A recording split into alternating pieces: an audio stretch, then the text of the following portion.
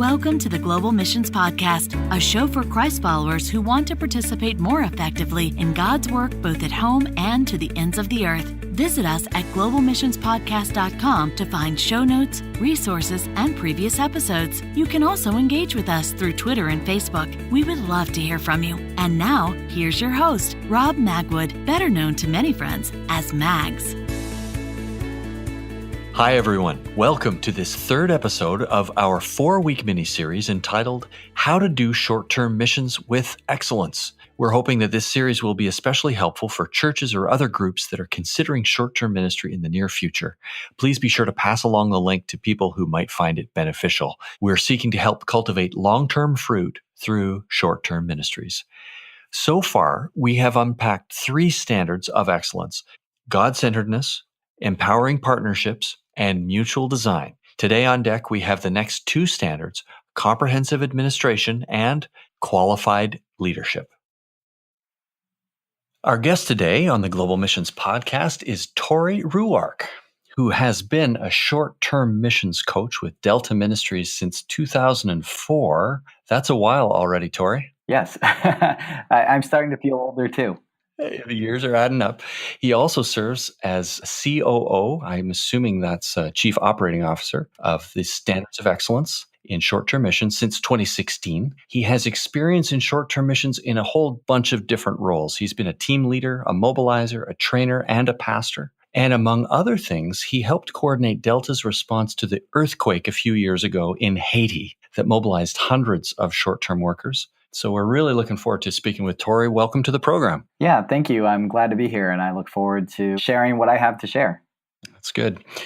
Just before we get going, just tell us a little bit about your experience in mission, please, and about your current role at Standards of Excellence. Yeah. Well, Mags, I went on my first short-term mission trip in college, and it was the first time I ever left the country, the first time I ever saw Christianity in a global context. And I got to tell you, it really did turn my world upside down. But it wasn't an easy process. There was a lot of questions and a lot of struggling with who God is and the nature of the world and that kind of stuff. And actually came to realize that I actually knew people who it turned their worlds upside down, but in a bad way, not in a good way. As I continued to stay involved with short-term missions, I gained a real passion for wanting to be involved in the training end and making sure that those participating were doing a good job, were well prepared. But also I found a desire to be involved in the discipleship part of people participating in short-term missions, that when they come out on the other side with those struggles and questions, that would be part of their growth towards becoming like Christ, not something that would take them away. So over the years, ended up with Delta and then merged into the role at Standards of Excellence, where I'm the Chief Operations Officer. So besides doing organizational duties, I also am one of the people who helps develop the resources and does the training that helps both our members and non-members, anybody really who's interested in doing short-term missions with excellence. We're there to develop resources for them, whether that's webinars or articles or on-site training, coaching, consulting, those things that would help anybody, anywhere, do any mission any better. Super. Well, we're looking forward to tapping into some of this experience. I'll just mention for our listeners that this particular conversation is part of our featured mini-series we've entitled How to Do Short-Term Missions with Excellence. And we're cooperating really with the Standards of Excellence to unpack the 7 standards they've identified to do short-term missions with excellence. And today with Tory, we're going to talk about standards 4 and 5. So before we get to 4 and 5, let me take just a minute to remind everyone of what the first 3 are. The first standard of excellence is God-centeredness, seeking first God's glory and His kingdom. The second standard is empowering partnerships, establishing healthy, ongoing relationships between the sending and receiving partners in a mission initiative. And number 3 is mutual design, making sure that each specific initiative has been intentionally formed for the benefit of all the participants. So those first 3 standards really are some of the theory and some of the planning that takes place. Tory, today we're going to get into 4th and 5th standards, a little bit more practical. So with that springboard, start us off in the 4th standard. What is it? Yeah, so the 4th standard is comprehensive administration. Okay. What do you mean by comprehensive administration? Yeah, that's a good question. This is maybe our broadest category, and in some sense, maybe hardest to define, but it really is referring to anything that you might think of as being logistical or administrative in nature. I don't want to say it's the non-important stuff because it's super important, but you might lump some stuff into relational and discipleship, and then this is kind of that other component. It's the details behind the scenes work. So these are the gears sort of inside the gearbox that help everything move along smoothly. Maybe not exciting, but it's really important. Right. It's really important. You know what? In some ways, it's no less important than your preparation and knowing that you have a way to get there and insurance while you're there and so on is in some ways no less important than making sure you're spiritually prepared. It's just, they're equally important. We need to pay equal attention. And then, that idea of just being comprehensive and making sure that we're not leaving things out, that we're really prepared for any eventuality. In general, Megs, we look at this in terms of the idea of truthfulness or transparency, in terms of crisis or risk, or sometimes I think of it as simply shepherding God's people. And then also just in the delivery and quality of our sending program. Well, for those who are listening, I really appreciate this behind the scenes stuff. Some churches are getting into short-term initiatives for the first time, or they're early on in their experience, and you do not need to invent the wheel when it comes to checklists of important things to take care of. And some of that is going to come out in our discussion here. Tory, one of the aspects, the first one you mentioned of comprehensive administration is truthfulness. That one really struck me. We're Christ followers. We want to be truthful, but what are some areas that you have in mind that we need to be particularly mindful about being truthful? Yeah. So, as we look at comprehensive administration, it's comprehensive in the sense that it's in the breadth, making sure that we're covering everything, but it's also comprehensive in the way that we go about these things. So when we think about truthfulness, we're really kind of looking at our truthfulness in the area of promotion, and especially also in the way of finances, as well as in how do we report results from the trip. Okay, so promotion, when that's in anticipation or before the initiative takes place? Yeah, so as you're putting together your trip and you're thinking, how do I, for lack of a better word, market? How do I let people know about this trip and the opportunity? And how do I convince people that they should go? And so we want to be truthful in the way we go about that. I can remember seeing advertisements for trips, particularly the one I can think of, I can picture it in my head, is for the Caribbean. And I came away thinking, man, it would be great to go down there and lay on those white sand beaches. So in a sense, what we're saying is, what motivations are you tugging on to try to get people to go, whether it's in your printed material or in the conversations you have? What motivations are you playing on that might convince somebody to go? Finances, I think we understand. We want to be truthful and transparent about finances. Anything you want to add there? Yeah, this one is pretty simple, and probably most churches, organizations already have a beat on this. But the basic bottom line is making sure that if somebody were to ask you, how does that trip cost break down? That you'd be able to answer them and be able to give a justification for each dollar there that's raised. Particularly if we're going to go out and ask people to donate towards our trip, there needs to be that above board, above reproach accountability there. And then obviously on the backside too, once all that money is spent,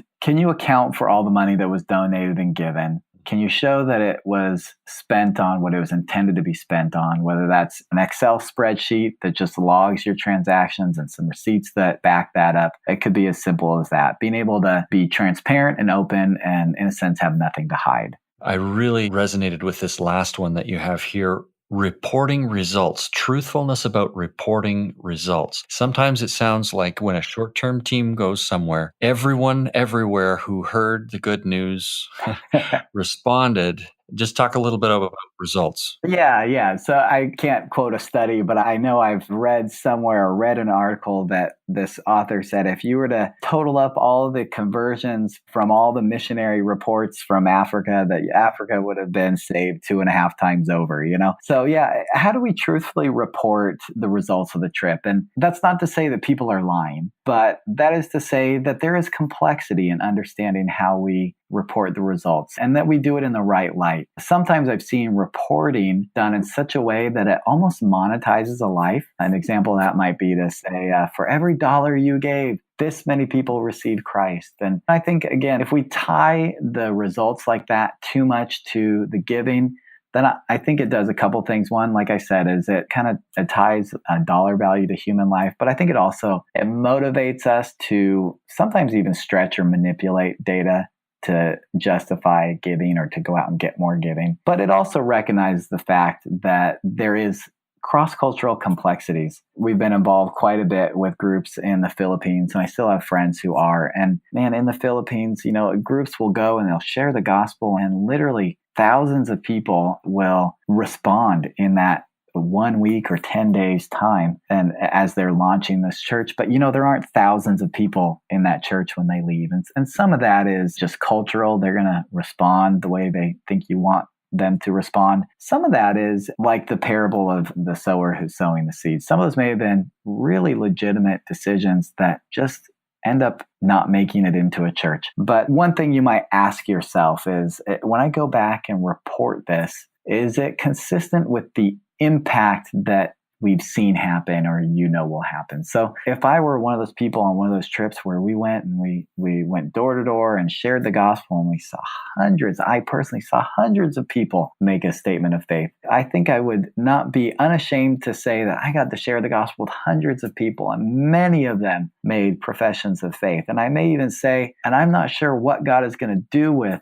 those professions of faith, but I'm hopeful. Mm-hmm. And I think that's one way of truthfully reporting the results, but also staying consistent with what that impact is going to be. Well, it's a great line of discussion here, and to be authentic in this. And I think when you talk about the fruit that is after a trip, or not left behind, but the team returns to wherever they have come from, it actually brightens the previous standards of relationship, because as the team departs, whatever fruit has grown up through the short-term initiative, it can be cultivated long-term by our partners who are on site there. But what a challenging thing to evaluate spiritual fruit. Our organization has wrestled with that. What are the proper metrics for that? It's a great caution that you add in here. Yeah, I was just going to say, as you consider that, the challenge really is, particularly in short-term missions, to be able to, if we're only evaluating in terms of fruit that's visible in that short time, then it is difficult. And so we actually have to have a new standard of how we measure success. And there's stuff out there about that, but a short comment on that would be that if we can't measure success by the fruit or the return on investment we see immediately, then I think really our only option then is to measure success based on our process and how we went about it. Mm-hmm. I think some questions you could ask yourself is, how faithful was I to what God asked me to do, and how timely did I obey him? And in a sense, that's the heart behind the standards of excellence. That's why it's called standards of excellence, and it's a process, because mission leaders back in the 90s, late 90s, early 2000s said, we don't know what a good mission trip looks like. We don't know what a good mission organization looks like based on that fruit. But what we can say is, if you're doing these 7 things, if you're doing them well, then chances are you are producing good fruit. Setting the stage faithfully. That's good. Well, another thing we want to be careful about is risk. We live in a world that is volatile. It's changing quickly, and we need to be able to consider risk. What do you mean by appropriate risk management? So appropriate risk management, I think a good way to approach it is not to think of it as, how can we remove risk? There's always going to be risk. It's inherent in life itself, really. So we're not really, appropriate risk management doesn't mean we get rid of risk, but I think what it means is that we identify the actual risks, that we're honest about those risks and communicate them to people, but also in doing so, in that process of identifying, we're taking appropriate steps to mitigate them where we can, and to be prepared for them should they happen or when they do. So it really isn't about eliminating a risk, but how do we faithfully walk through it? And if a group is trying to get ready for a short-term initiative and they realize that they do need some guidelines for that, what are some of the practical steps that they can take to begin assessing and addressing the risk? Yeah, this one is pretty mechanical. With a little bit of study, you could get there pretty quick. But here's the basics, and then you could dig into each one of those. One is, ahead of time, I think there needs to be agreement, particularly whether it's in church leadership, and then that's passed down to the group, so that as participants, we're saying, yeah, we realize the risk and we agree on it. So decide how much risk are you willing to accept. That's, I think, important from an organizational level as well as from a personal level. And then you want to have a way of assessing as objectively as possible really how much risk there is. So it's not just a gut feeling. People sometimes come up to me and go, "You're going to go there? Isn't that dangerous?" And I say, "Why?" And they really can't tell me a reason. It just sounds dangerous. It just feels dangerous. It just seems. So we want to find a way of assessing the risk in an objective way, not just that gut feeling. Then the third step would be to make plans that address those risks in terms of mitigation and response. Mm-hmm. So a simple 3 steps. How much risk are you willing to take on organizationally and as an individual? Assess it as objectively as you can, and then make plans based on that. That's the basics there. And as you dig into that, you'll start to do things like developing just kind of a general response plan where leaders are going to know who to contact if there is an emergency. And those people who are being contacted will know who to contact next. And that can be written down in terms of policies and procedures. But for the church that's just getting started, it might be enough to know that as a leader, I'm going to call the associate pastor or the senior pastor or the head of the mission team, and then you're going to start to figure out as you do that, what do I need to have as a leader? What do I need to have? Well, I got to make sure I have proper identification for everybody. I need to make sure I've purchased travel medical insurance. And that's one, Mags, that I would really emphasize. If you're traveling overseas, I can't speak for every context that this will be heard in, but in the United States,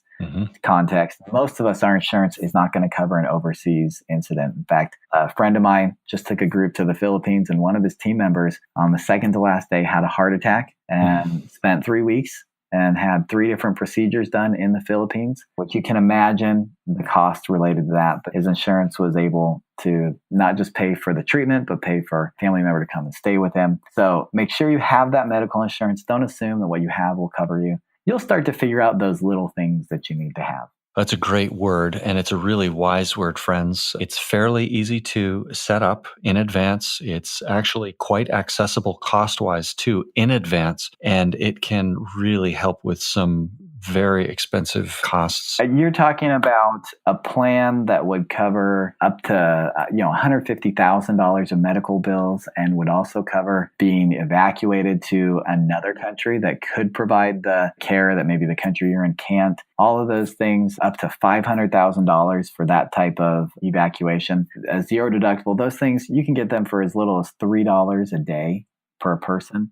So a typical 10-day short-term mission trip, $30 out of maybe a $3,000 trip would cover you. So yeah, it's really a no-brainer. That's the word I was going to use. I was going to say, I want to respectfully say, I'm not sure I can call it a no-brainer, but pretty close. And you just did. Yeah. So there you have it from Tory. Great advice. Now, if someone's listening to this podcast and they need some help developing plans and policies and procedures, that could be a big job. Where would you recommend they go to get started? That's a good question. And actually, one of the first things that I would say is don't be paralyzed. Don't wait until you've got this huge policy manual for your church before you get involved. And of course, we want to be responsible and prepared. We are the standards of excellence. But if you're waiting for perfection to get involved, I'm not sure you'll ever get there. So I would encourage you, don't let anything about the standards or about these podcasts or even about this paralyze you from taking action when God has called you to. But at the SOE website,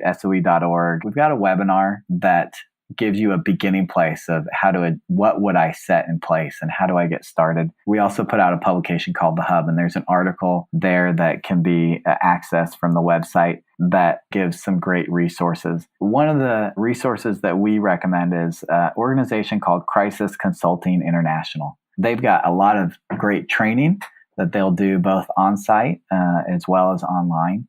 And there's great resources there. In fact, I'm pretty sure you can purchase an inexpensive book from them that has policies in it, and you can just lift it right out of there. They give you permission and you can edit it for your own context, but it gives you a place to start, as well as not just a place to start, but a person to call, an organization to even call. And even in your moment of crisis, not just as you're putting it together, but even in your moment of crisis. A very helpful organization. We've had some connectivity with them as well. Can just affirm what Tory shared there. So we've talked about truthfulness. We've talked a little bit about risk management. Last thing I want to touch on before the break is logistics. Obviously, logistics, there are a lot of things to think about when a church organization, a group wants to put together a short-term initiative. What are some of the questions that we should be asking to help determine if we're doing a good job at logistics, and where can we look for help? This is is one of the hardest ones to be asking yourself, Mags, for one reason. Probably if you're the one organizing the trip, you've probably been there before. You've probably done multiple trips, which means you have blind spots. Blind spots because you've been there, you've done that, you take things for granted. So it's one of the harder areas to ask yourself questions.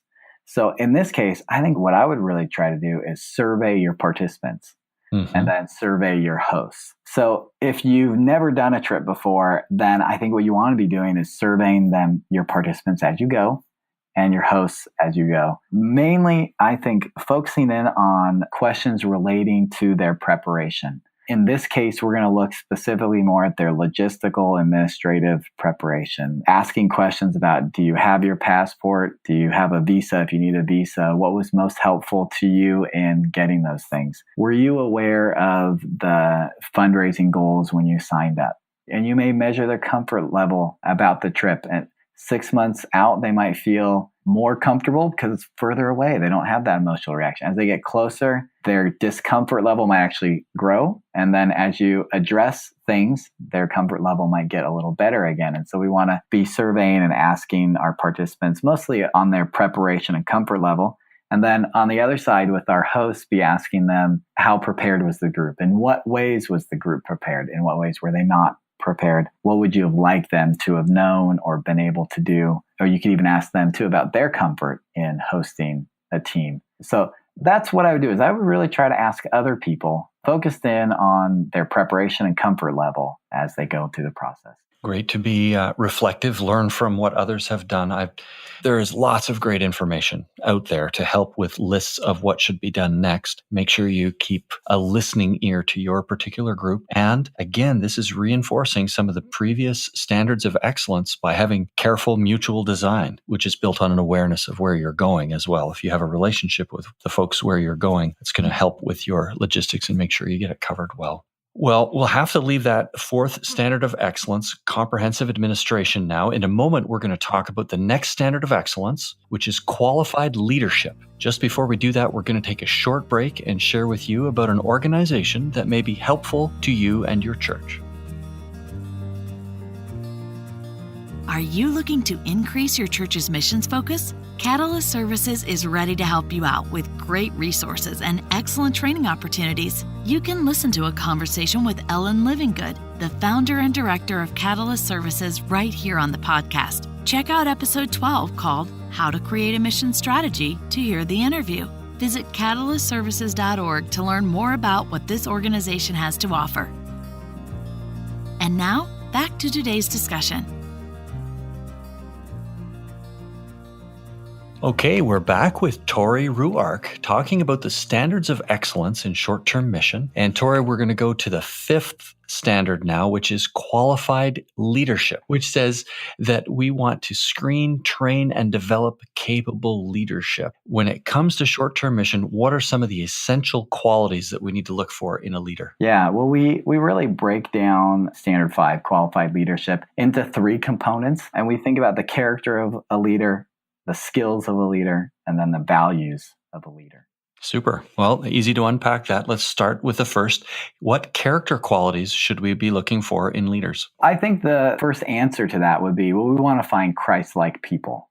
We want to find people with Christ-like character. But of course, that's a really broad thing to say. So what does Christ-like character look like? And what I talk about and what I will look for is somebody who's committed to God's word and prayer, because I think those are incredibly transformative things. So I want people to be committed to those. People who are humble servants and people who are marked by love. What I've found is that the people who are like that are people dedicated to God's word and prayer, who are humble servants, are loving people, they typically are people who show fruits of the Spirit. They show characteristics like wisdom and discernment, a Spirit-led flexibility and sensitivity, and a humble spirit. You'll see those things written in Standard 5. So that's really what we're looking for as far as character. And sometimes character and skills and even values can kind of overlap a little. But that's a good general feel of what we're looking for in character. And the fact that character is listed first is significant. Some of these skills later on that we'll talk about in a minute can be learned, but the character really lays the foundation. Yeah, well spoken. There is interlocking pieces here. There are interlocking elements, but character is at the foundation. The next two are skills and values. Let's go to skills and say what type of skills are going to be really important for a short-term mission initiative leader? Yeah, that's a good question. So again, we want to try to be as specific as we can. Sometimes we think we're going to recognize leaders when we see it, or we'll just get a gut feeling about somebody, or we think, well, leadership, it's a kind of a trait or a quality we'll see in people. But some of the skills we'd be looking for in particular, or looking to develop in somebody, really would be somebody's time management skills and ability to manage their own schedule and to complete tasks on time. If they can't do that in their own life, then they probably aren't going to be able to lead a team to accomplish things on time. We're looking for some administrative skills, the ability to keep track of accomplishments or achievements of people. So being able to track with the group and track that, okay, everybody has a passport, everybody has a visa, everybody signed their waiver, everybody has insurance, as well as somebody who's organized enough to keep track of the documents and somebody who could account for money and receipts. And I suppose this would be a great time to say that you don't have to be gifted in the area of administration. You just have to be able to keep track of it. And I think most people can learn, they could put into place a system to do that. And then finally, we look for some interpersonal skills, the ability to communicate. People might not yet have cross-cultural communication experience and abilities, but that's okay if they can communicate. And then if they have some conflict resolution skills, those would be some other things we'd be looking for. Always going to be helpful there. Yep. Sometimes it comes up. You've got a great, helpful little list there to get us started with. One idea I'd just like to slip in is we have seen often that leadership emerges from unexpected places and unexpected team members at times. And it's not something that necessarily comes with age. Sometimes we think the oldest person or the most experienced person on the team will be the best leader. But we've seen some wonderful ebb and flow when people will assume leadership unexpectedly and even flex so that there's going to be perhaps a noted team leader, but there are elements of leadership that can take place and can be developed while the team is functioning together. So watching for that, it's a short-term mission initiatives are a wonderful opportunity to develop some of this stuff. Yeah, they sure are. And they're also a nice way, not just to identify and develop, but to allow people to exercise those qualities and skills and grow in them. One of the groups that I've worked with, I think, has done a tremendous job of identifying and developing leaders, which actually happens to be that third part of values. That, a qualified leader is somebody that values other people's contributions, isn't so concerned about my trip and my experience, but is able to equip others and values the idea of growing others into leadership. One of those groups that's done that really well, it's a school context, but I think it's just as possible in a church context. But one of the things that's made them successful is that they have consistently provided opportunities for students to exercise leadership in different areas and to be involved in ministry in different areas. And certainly a church would be true as well. There are plenty of areas within a church for people to exercise leadership and to participate in ministry. They've used that throughout the year as a place and a way of identifying leaders and potential leaders and giving them practice, and then brought them into the trip and allowed them to take small leadership roles. While they might not be a full trip leader, they might lead a certain component of the trip, or they might even be leaders of a small group. If it's a really large group going on a mission trip, they might be leading in that way, in a more of a shepherding way with a small group of people. Again, allowing them to experience, develop, and practice those character qualities and skills. Right. And let's face it, we really hope that this initiative in short-term mission is going to bear fruit beyond those few weeks. For example, that a team is involved in some place. This is going to benefit the church at home. The body is going to grow and mature. And as you said at the beginning, they're going to become more like Christ through this experience. It's not just about the 2 weeks. You started to mention the values. That's the last thing. We want to look for character. We want to look for appropriate skills, and we want to look for the appropriate values. Just unpack that a little for us. One of the things I think that we see is often people who lead short-term mission teams are leading because they've been to this particular location or worked with this ministry. They're passionate about it. They love the people. They love the culture. And so they've naturally grown in involvement and become team leaders. and that's normal and that's appropriate. But what can often happen, though, is that leader's love for that ministry can sometimes cause them to focus more on what they're doing rather than the group. So for me personally, when I've led teams, I've tried to keep in mind kind of a perspective that really this trip isn't about me getting to minister to the people we're going to minister to. My role is to equip and help others do that ministry. So practically speaking, what that looks like is I might actually hold back for 5 or 10 or 15 minutes from involvement so that I can be sure that everybody else is getting involved.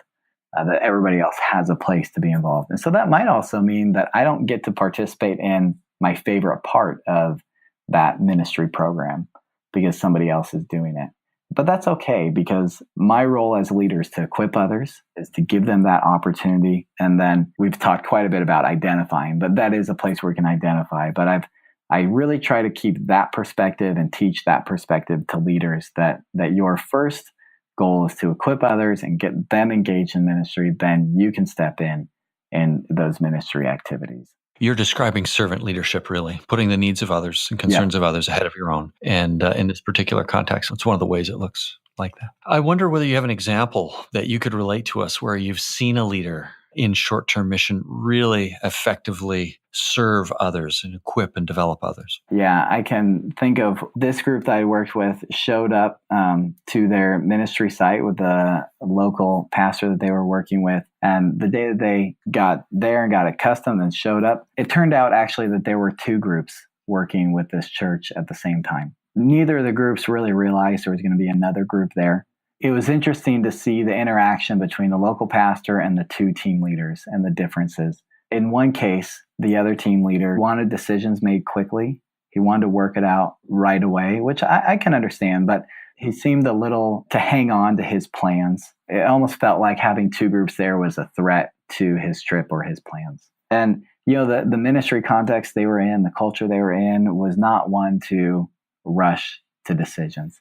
And I was really proud to see the leader of this group we've been working with come to the situation with graciousness, patience, seemed to be more concerned about the overall situation than his own team and his own even preparation, the hours that they put into preparing for what they thought they would do. And, and it turned out that our group did something totally different than was expected. But by the end, everybody, the host, the team leader, the team members could see not just that God had a good plan, but they could see where God had been at work. And I was able to have a chat with the local host, and he communicated to me just what a blessing that team leader was and the group was. You got a sense that group was a blessing to him. It lifted the burden. It lifted the burden of having to work with 2 groups or make 2 people happy. And you could see how well this leader did in serving not just his team, but serving their host. And certainly the character qualities, the communication skills, the value that he placed on the host and the team, all of that came through. And I know that he set the standard and that the group was better for it because of the example he set. It's a beautiful story, just how it was worked out there and the grace. In just a minute, I'm going to ask you about resources that you'll recommend, but I also want to mention an episode on this podcast, the Global Mission Podcast, episode 6. Way back in our first season when we were just getting going, we had an episode entitled Creating Leaders for Short-Term Missions with Mark Crocker. And it may be of interest to some of you who are listening to the podcast to go back and listen a little more deeply into a discussion on exactly this point, how we can help develop leadership for short-term mission initiatives. Tory, back to resources. Are there things that you would recommend to our listeners to help them identify and develop short-term mission leaders? Again, if people go to the SOE website, we've got a webinar and a hub article on this written by a missions pastor at a church in Boise, Idaho. Both the article and the webinar, they do a good job, I think, of helping you understand the role of a leader, and then out of that, being able to then look for somebody who could be a good potential leader. One of the first things I would say is look for resources that help you understand or create a resource yourself that helps you understand what it is that you need a leader to be and do and be like. And then that's really going to help you guide you as you look for a leader and help guide you as you figure out what does this leader need to be successful. So are there books on leadership that would help? Sure. Are there training that people could go through that are going to help? Yes. But I would make that kind of like a third thing. The first thing is understanding what a leader is and letting that guide you. There are lots of ways for potential leaders to grow in knowledge. And if you're looking in the particular missions world, I would encourage people or churches or organizations to get people to attend some mission conferences. And at the SOE website, there's a list of those that we're involved in, but it doesn't have to be one of those. But the great thing about conferences are that it's a blend of learning and networking.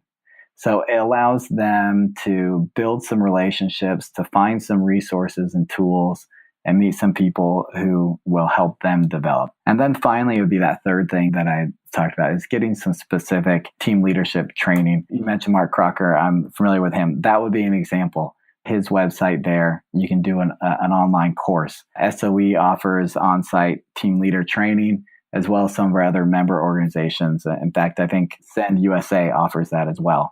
So there are specific trainings that people can do. But again, when you put somebody through one of those, and those are good things, it's also going to train them in the areas that third party thinks they need to. If you start, though, with that first question of what is a leader and what do we need a leader to do, to know and be able to do, then you can actually craft some of your own leadership training, or at least know, perhaps if you're the church pastor or a mission committee member, know from your perspective, what is it that I need to help this new team leader or potential team leader with. So if we work through then that specific training from an outside organization becomes a supplement, not a substitute. That's a good way to put it. It complements what's going on right in the immediate context. Well, a few resources there. And over and again, we've mentioned SOE.org. That's standardsofexcellence.org. That'll be a core place that you can find some resources related to this and then spring forward from that. Tory's mentioned a few other things. We'll include those in the show notes. If you're driving or riding your bike while you're listening to this, you can go back and easily find those links. Tory, we're going to need to leave it here. We've just kind of gotten going in some respects, but if someone wanted to learn more about Standards of Excellence or to contact you, how could they go about that? They can always go to the website, soe.org. There's a full booklet that they can download as a PDF that unpacks these 7 standards in their entirety with their subpoints and their key quality indicators and descriptions. That would be a big help to dig into them more deeply. You can contact me by email at Tory R, that's TORYR, at soe.org. And I'd be happy to interact with you that way as well. Thanks for that generous offer. I'd like to offer you the last word here, Tory, too, as you have a lot of experience with this short-term stuff. If you were to be standing in front of the missions committee at a church that really wants to do a good job and they've got a good idea before them, what would you want to say to them as they prepare for a short-term mission? Well, I would encourage them to walk forward in faith, to not worry as much about doing the best and do their best. I think focusing in on the process, focusing on doing how can we do this the best way we know how, that honors God and honors the people we want to serve. I think no matter how you go about it, that's a great first step. Then to get into the specifics, that's why Standards of Excellence exists. We're there to help people with that heart carry out excellent short-term mission trips.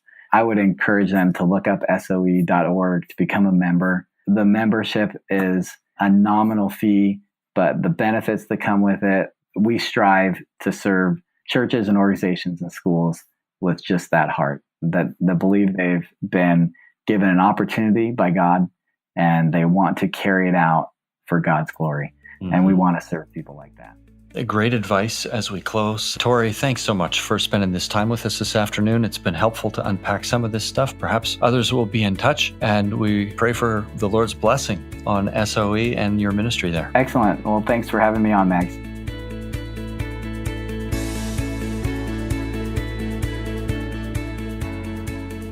Wow, what a great conversation with Tory.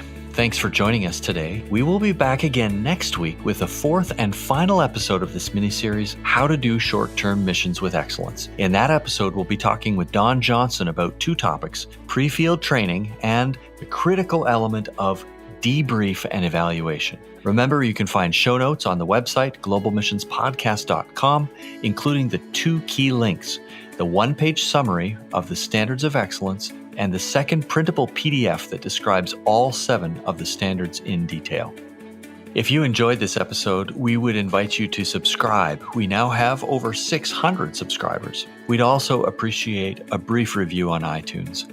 And as our regular listeners know, we're always glad to hear from you with suggested topics for interviews you might like us to consider. That's all for today. The Global Missions Podcast is produced by the Jaffrey Center for Global Initiatives and Send International of Canada in collaboration with other like-minded agencies. On behalf of our team, thanks for listening. Join us again next week when we'll continue to explore this grand adventure of being Christ's witnesses to the ends of the earth.